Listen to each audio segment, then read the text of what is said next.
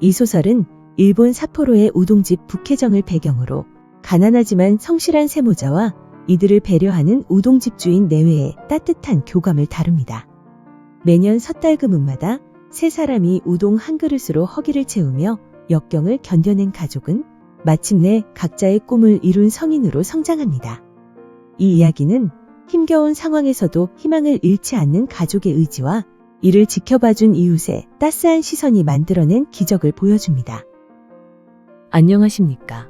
소우쿨 극장입니다. 오늘은 오디오북으로 여러분을 모시는 시간입니다. 해마다 섣달금음날이 되면 일본 우동집들은 1년 중 가장 바쁩니다. 삿포로에 있는 우동집 북해정도 이날은 아침부터 눈코 뜰 새 없이 바빴습니다. 1년 중 마지막 날이라서 그런지 밤이 깊어지면서 집으로 돌아가는 사람들 발걸음도 빨라졌습니다. 그러더니 10시가 지나자 손님도 뜸해졌습니다. 무뚝뚝한 성격인 우동집 주인 아저씨는 입을 꼭 다문 채 주방을 정리하고 있었습니다. 남편과는 달리 상냥해서 손님들에게 인기가 많은 주인 여자는 한껏 기지개를 켜면서 이제 2시간도 안 되어 새해가 시작되겠구나. 정말 바쁜 한 해였어.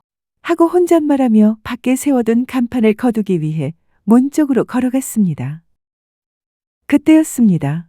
출입문이 드르륵 하고 열리더니 2명 아이를 데리고 한 여자가 들어섰습니다. 6살과 10살 정도로 보이는 사내애들은 새로 산 듯한 옷을 입고 있었고 여자는 낡고 오래된 체크무늬 방코트를 입고 있었습니다.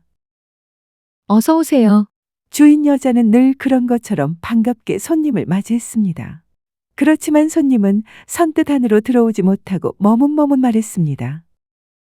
저 우동 1인분만 시켜도 괜찮을까요? 뒤에서는 2 아이가 걱정스러운 얼굴로 쳐다보고 있었습니다. 3 사람은 다 늦은 저녁에 우동 한 그릇 때문에 주인 내외를 귀찮게 하는 것은 아닌가 해서 조심스러웠던 것입니다. 하지만 그런 마음을 알아차렸는지 여주인은 얼굴을 찡그리기는커녕 화난 얼굴로 말했습니다. 네. 자, 이쪽으로. 난로 바로 옆 이번 식탁으로 안내하면서 주인 여자는 주방 안을 향해 소리쳤습니다. 여기 우동 1인분이요. 갑작스러운 주문을 받은 주인 아저씨는 주방을 정리하다 말고 일행 3 사람에게 눈길을 보내다가 곧 이렇게 대답했습니다. 네, 우동 1인분 주문받았습니다. 그는 아내 모르게 1인분 우동 한 덩어리와 거기에 반 덩어리를 더 넣어 삶았습니다. 그는 3 사람 행색을 보고 우동을 한 그릇밖에 시킬 수 없는 이유를 짐작할 수 있었던 것입니다. 자, 여기 우동 나왔습니다. 맛있게 드세요. 가득 담긴 우동 한 그릇을 식탁 가운데 두고 이마를 맞대며 오순도순 먹고 있는 3 사람 이야기 소리가 계산대 있는 곳까지 들려왔습니다. 국물이 따뜻하고 맛있네요. 형이 국물을 한 모금 마시며 말했습니다. 엄마도 잡수세요. 동생은 젓가락으로 국수를 한 가닥 집어 어머니 입으로 가져갔습니다. 비록 한 그릇 우동이지만 3 식구는 맛있게 먹었습니다. 다 먹고 난 뒤 우동 값을 지급하며 맛있게 먹었습니다. 라고 공손히 머리를 숙이고 나가는 3 사람에게 주인 내외는 인사를 했습니다. 고맙습니다. 새해 복 많이 받으세요. 그 뒤 새해를 맞이했던 북해정은 변함없이 바쁜 날들 속에서 한 해를 보내고 다시 섣달금음날을 맞이했습니다. 10시가 지나 가게 문을 닫으려고 하는데 드르륵 하고 문이 열리더니 2명 사내 아이를 데리고 한 여자가 들어왔습니다. 주인 여자는 그 여자가 입고 있는 체크무늬 방코트를 본 순간 1년 전 섣달금음날 문 닫기 직전에 와서 우동 한 그릇을 먹고 갔던 그 손님들이라는 걸 알았습니다. 여자는 그날처럼 조심스럽고 예의 바르게 말했습니다. 저 우동 1인분입니다만 괜찮을까요? 물론입니다. 어서 이쪽으로 오세요. 주인 여자는 작년과 같이 이번 식탁으로 안내하면서 말했습니다. 여기 우동 1인분이요. 주방 안에서 역시 3 사람을 알아본 주인 아저씨는 밖을 향하여 크게 외쳤습니다. 네, 우동 1인분. 그러고 나서 막 꺼버린 가스레인지에 불을 붙였습니다. 물을 끓이고 있는데 주인 여자가 주방으로 들어와 남편에게 속삭였습니다. 여보, 그냥 공짜로 3인분 만들어 줍시다. 그 말에 남편이 고개를 저었습니다. 안 돼요. 그렇게 하면 도리어 부담스러워서 다시는 우리 집에 오지 못할 거요. 그러면서 남편은 지난해처럼 우동 하나 반을 넣어 삶았습니다. 그 모습을 지켜보고 있던 아내는 미소를 지으면서 다시 작은 소리로 말했습니다. 당신 매일 무뚝뚝한 얼굴을 하고 있어서 인정이 없으려니 했는데 이렇게 좋은 면이 있었네. 남편은 들은 척도 않고 입을 다문 채 우동을 그릇에 담아 세 사람에게 가져다 주었습니다. 식탁 위에 놓인 한 그릇 우동을 둘러싸고 도란도란하는 세 사람 이야기 소리가 주방에 있는 부부에게 들려왔습니다. 아, 맛있어요. 동생이 우동가락을 먹으며 말했습니다. 올해에도 이 가게 우동을 먹게 되네요. 동생이 먹는 모습을 대견하게 바라보던 형이 말했습니다. 내년에도 먹을 수 있으면 좋으련만. 어머니는 순식간에 비워진 우동 그릇과 대견스러운 두 아들을 번갈아 바라보며 입속으로 중얼거렸습니다. 우동값을 내고 나가는 세 사람을 향해 주인 내외는 약속이라도 한 것처럼 큰 소리로 말했습니다. 고맙습니다. 새해 복 많이 받으세요.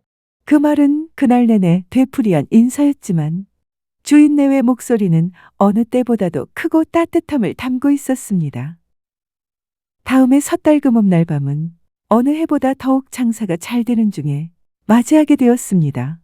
북해정 주인 내외는 누가 먼저 입을 열지는 않았지만 밤 9시 반이 지날 무렵부터 안절부절 못하며 누군가를 기다리고 있었습니다. 10시가 지나자 종업원을 귀가시킨 주인 아저씨는 벽에 붙어 있던 메뉴를 차례차례 뒤집었습니다. 올해 여름부터 값을 올려 우동 200엔이라고 쓰여 있던 메뉴가 150엔으로 바뀌고 있었습니다. 이번 식탁 위에는 이미 30분 전부터 예약석이란 팻말이 놓였습니다. 이윽고 10시 반이 되자 손님 발길이 끊어지는 것을 기다리기라도 한 것처럼 어머니와 두 아들이 들어왔습니다. 형은 중학생 교복, 동생은 작년에 형이 입고 있던 점퍼를 헐렁하게 입고 있었습니다. 두 형제 다 몰라볼 정도로 성장해 있었는데 아이들 엄마는 여전히 색이 바랜 체크무늬 반코트 차림 그대로였습니다. 어서 오세요. 역시 웃는 얼굴로 맞이하는 주인 여자에게 어머니는 조심스럽고 예의 바르게 물었습니다. 저 우동 2인분인데도 괜찮겠죠? 네, 자, 이쪽으로. 세 사람을 이번 식탁으로 안내하면서 주인 여자는 거기 있던 예약석이란 팻말을 슬그머니 감추고 주방을 향해 소리쳤습니다. 여기 우동 2인분이요. 그 말을 받아 주방 안에서 이미 국물을 끓이며 기다리고 있던 주인 아저씨가 큰 소리로 외쳤습니다. 네, 우동 2인분 금방 나갑니다. 그는 끓는 국물에 이번에는 우동 3덩어리를 넣었습니다. 두 그릇 우동을 함께 먹는 세 모자의 밝은 목소리가 들려왔습니다. 세 사람은 어느 해보다도 활기가 있어 보였습니다. 그들에게 방해될까봐 조용히 주방 안에서 지켜보던 주인 내외는 우연히 눈이 마주치자 서로 미소 지으며 흐뭇한 표정이었습니다. 평소에는 무뚝뚝하던 주인 아저씨도 이 순간만큼은 기분 좋게 웃고 있었습니다. 세 사람의 대화는 계속되었습니다. 시로도야, 그리고 준아. 오늘은 너희에게 엄마가 고맙다는 말을 하고 싶구나. 고맙다니요. 무슨 말씀이세요? 형인 시로도가 물었습니다. 어머니 말이 이어졌습니다. 너희도 알다시피 돌아가신 아빠가 일으킨 사고로 8명이나 되는 사람이 다쳤잖니. 일부는 보험금으로 보상해 주었지만 보상비가 모자라 그만큼 빚을 얻어 지급하고 매월 그 빚을 나누어 갚아왔단다. 네, 알고 있어요. 형이 고개를 끄덕이며 대답했습니다. 주인 내외는 주방 안에서 꼼짝하지 않고 선 채로 계속해서 그들 이야기에 귀를 기울였습니다. 그 빚은 내년 3월이 되어야 다 갚을 수 있었는데 오늘 다 갚았단다. 네, 정말이에요, 엄마. 두 형제 목소리가 커졌습니다. 그래, 그동안 시로도는 조석으로 신문 배달을 열심히 했고, 준이는 장보기와 저녁 준비를 해준 덕분에 엄마는 안심하고 회사에서 열심히 일할 수 있었단다. 그것으로 나머지 빚을 모두 갚을 수 있었던 거야. 엄마, 형, 잘 됐어요. 하지만 앞으로도 저녁 식사 준비는 제가 계속할 거예요. 저도 신문 배달을 계속할래요. 준아, 우리 힘을 내자. 형이 눈을 반짝이며 말했습니다. 고맙다. 정말 고마워. 어머니는 아이들 손을 움켜쥐며 눈물을 글썽거렸습니다. 그걸 보며 형이 조심스럽게 입을 열었습니다. 엄마, 이제야 얘긴데요. 준이하고 제가 엄마한테 숨긴 게 있어요. 그것은요. 지난 11월에 학교에서 준이 수업을 참관하러 오라는 편지가 왔었어요.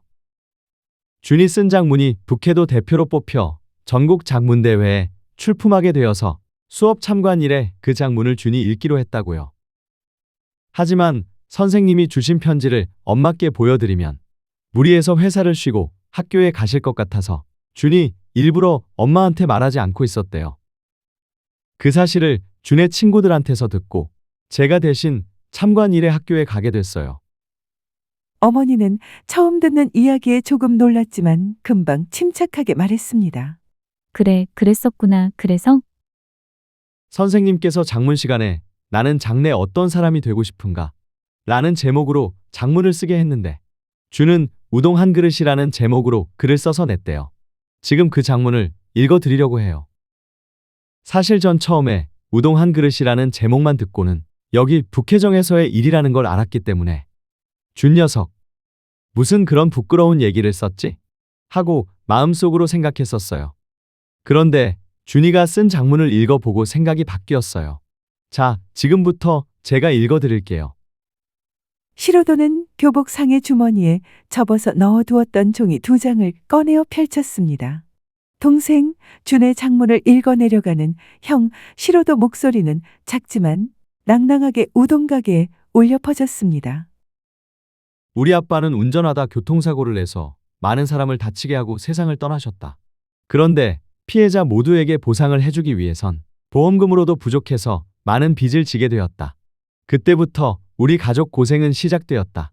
엄마는 아침 일찍부터 밤늦게까지 일을 하셨고 형은 날마다 조간과 석간신문을 배달해서 돈을 벌었다. 아직 어린 나는 돈을 벌기 위해 할 수 있는 일도 없었고 엄마와 형은 나에게는 아무 일도 하지 못하게 했다.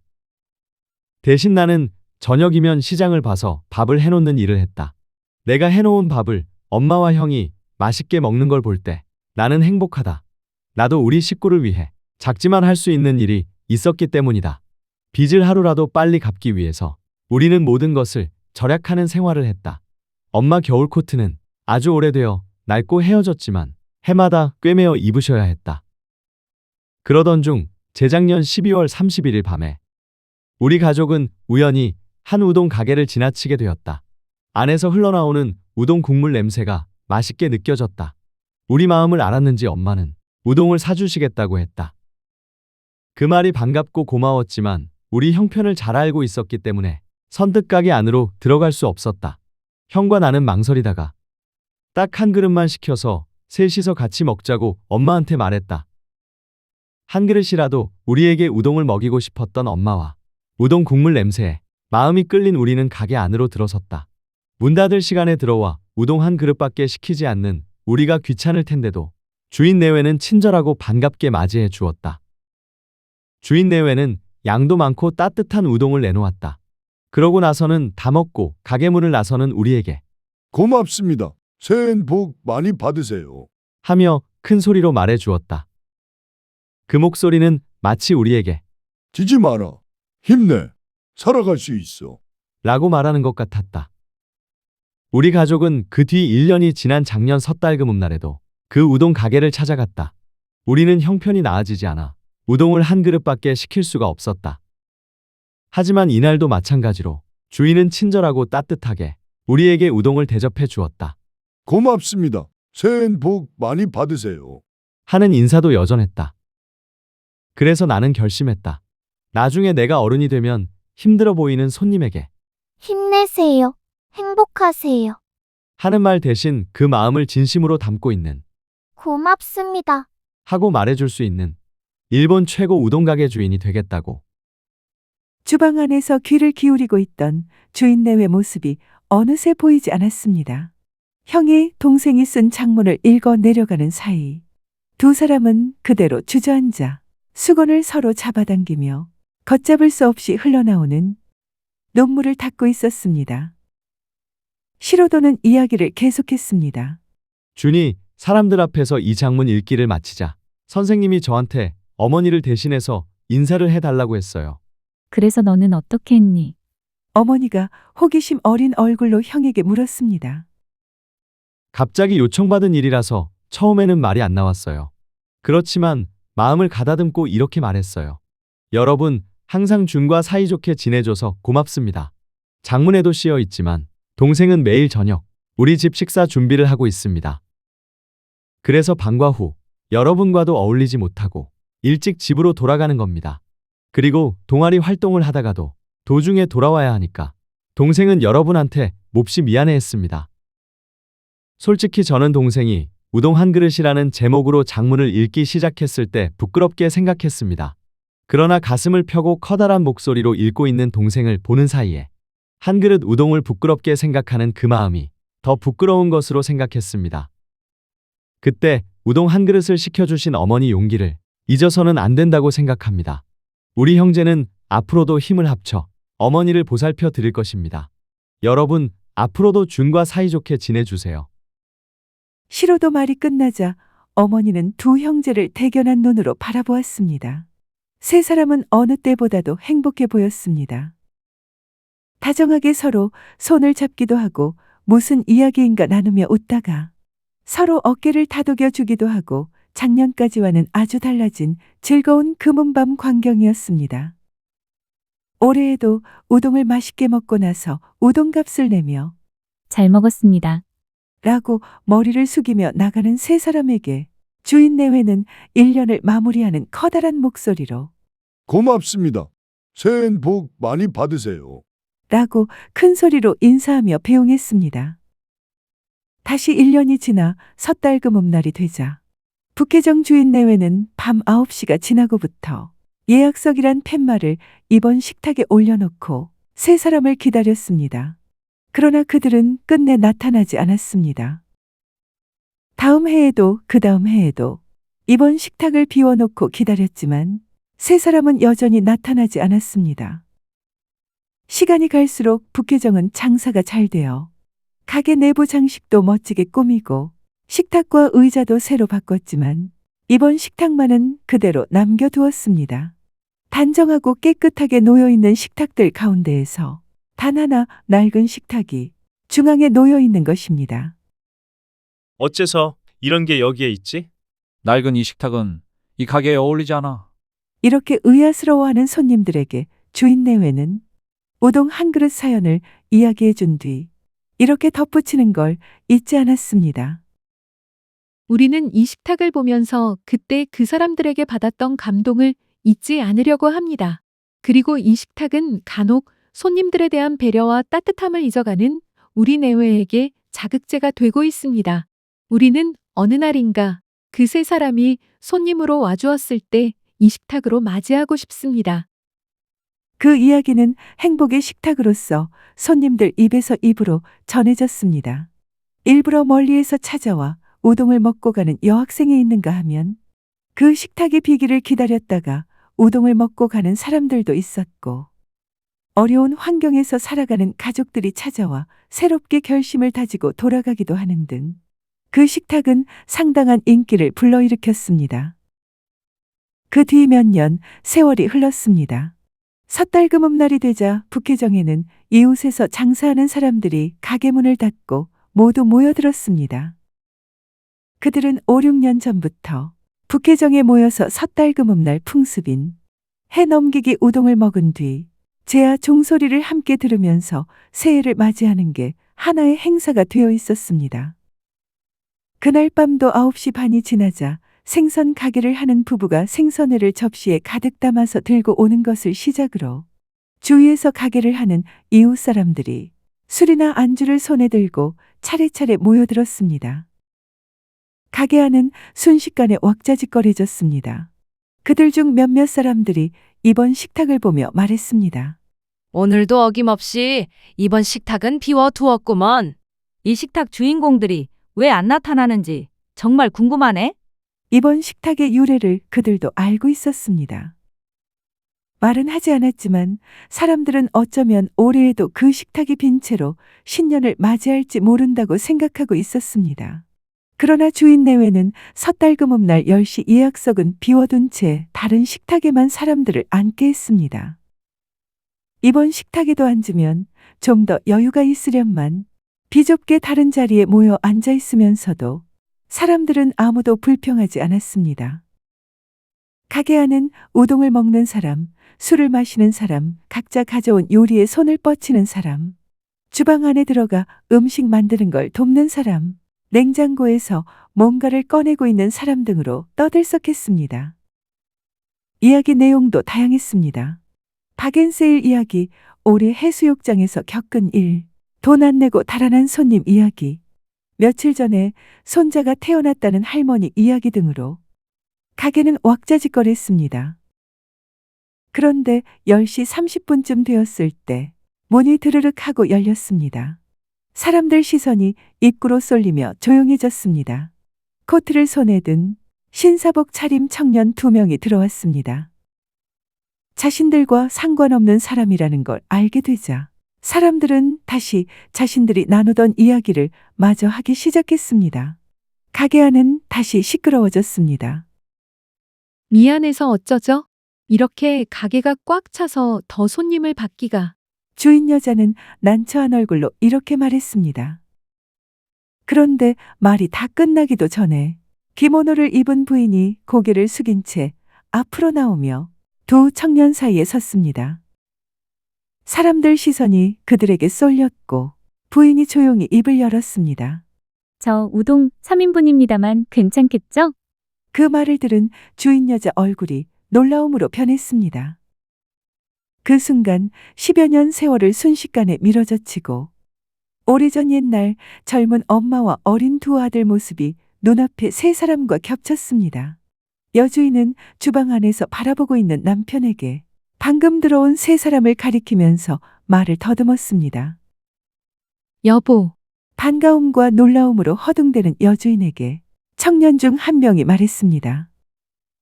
우리는 14년 전 섣달금음날 밤 셋이서 1인분 우동을 주문했던 바로 그 사람들입니다. 그때 한 그릇 우동의 용기를 얻어 세 사람이 손을 맞잡고 열심히 살아갈 수 있었습니다. 그 뒤 우리는 이곳을 떠나 외가가 있는 시가현으로 이사했습니다. 저는 올해 의사 국가시험에 합격하여 대학병원 소아과 의사로 근무하고 있습니다. 그리고 내년부터는 이곳에서 멀지 않은 종합병원에서 근무하게 되었습니다. 그 병원에 인사도 하고 아버님 묘에도 들를 겸해서 왔습니다. 소원하던 우동집 주인은 되지 않았습니다만 은행원이 된 동생과 상의해서 지금까지 우리 가족 인생 중에서 가장 사치스러운 계획을 실행에 옮기기로 했습니다. 그것은 섣달금음날 어머니를 모시고 셋이서 이곳 북해정을 다시 찾아와 3인분 우동을 시키는 것이었습니다. 고개를 끄덕이면서 듣고 있던 주인 내외 눈에서 어느새 뜨거운 눈물이 흘렀습니다. 입구에서 가까운 식탁에 앉아있던 채소 가게 주인이 처음부터 쭉 지켜보고 있다가 급한 마음에 우동가락을 꿀꺽하고 삼키며 일어나 모두에게 들릴 정도로 외쳤습니다. 여봐요, 주인 아주머니, 뭐 하고 있어요? 10여 년간 이날을 위해 준비해놓고 기다리고 기다린 섣달금음날 10시 예약석이잖아요. 어서 안내해요, 안내를. 채소 가게 주인 말에 비로소 정신을 차린 여주인이 그제야 세 사람에게 가게 안 이번 식탁을 가리켰습니다. 잘 오셨어요. 자, 어서요. 여보, 이번 식탁에 우동 3인분이요.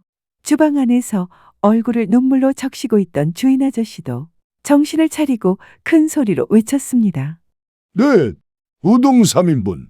그 광경을 지켜보며 가게 안에 모여있던 사람들이 환성과 함께 박수를 보냈습니다. 가게 밖에는 조금 전까지 흩날리던 눈발도 그치고 북해정이라고 쓰인 천간판이 바람에 휘날리고 있었습니다. 소우쿨 극장입니다. 들어주셔서 고맙습니다. 구독과 좋아요 그리고 알람 설정 부탁드립니다. 재미있고도 좋은 글로 보답하겠습니다. 매주 목요일은 오디오북 시간입니다. 고맙습니다. 다음에 만날 때까지 건강하시기를 기원합니다.